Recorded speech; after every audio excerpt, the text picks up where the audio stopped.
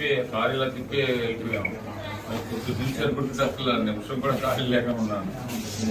ఆ పేషెంట్ సీతమ్మ ఇద్దరిని చూసి మాట్లాడేసి మళ్ళా అపోలో ఇద్దరు పేషెంట్ ఉన్నాను.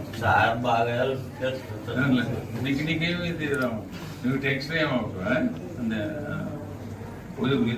ఎక్కువ మంది కూడా మీరు ఇక్కడ ఉండిపోయారు. అందరూ